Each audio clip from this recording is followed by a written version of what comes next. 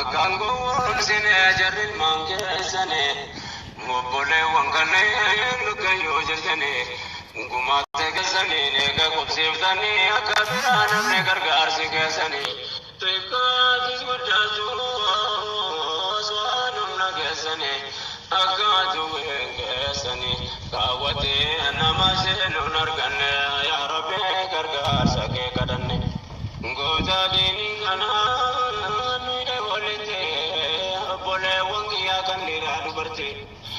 Kanire jirenya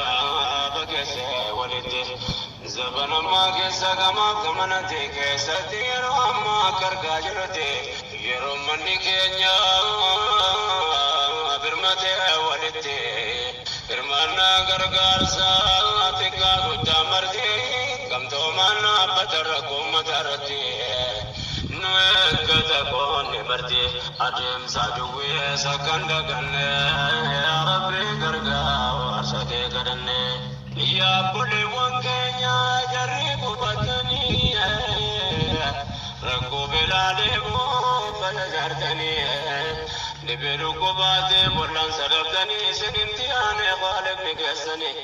yaroga babduna rakni kesani inshallah kesa daburat sani Ya Rabbi jadi karena mabuk esani biya dunia rai roga bablu tesani dini jabe farra Rabbi wal gesani ekada duwe gesani bolla fi buana kanum bubne ya Rabbi gargar sake kadanne Allahu ya Maulana tuki jagindin gamne tetibakanne ya Rabbi gargar sake kadanne Allah ya Maulana tuki jagindin gamne walitinu kabe setibakane ya Rabbi gargar sake kadanne ya bole wangiya Rabbi yakesa ya dira dubarti jasa darga kesa wazantu bigiya te achise legeza masyadat kun kabasi kodesa gijira marra de majiru besa Islam abakke jelwesa jiratu zagamite anjede malbalesa dimma biya kesa matulu bagesa wantita utanus bayina dakofsan angir machu gabo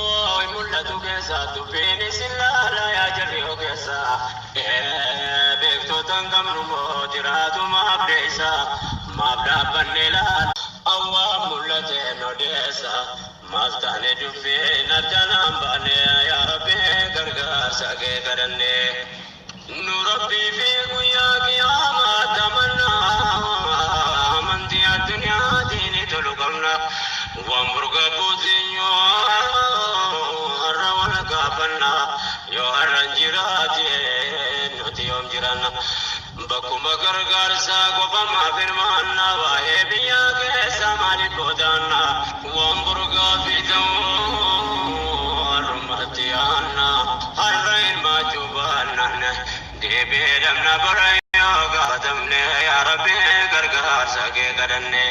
wannani mudemu kana mitiyasa nakanda kanle fandotuge matasa Biyikenya hunda bolkita silansa kumata misoma binagde siyasa mafirran goddatina ya hadafi miyasa dimmagana kesa gain kenya isa hiren kenya borisa kuma kalesa akanta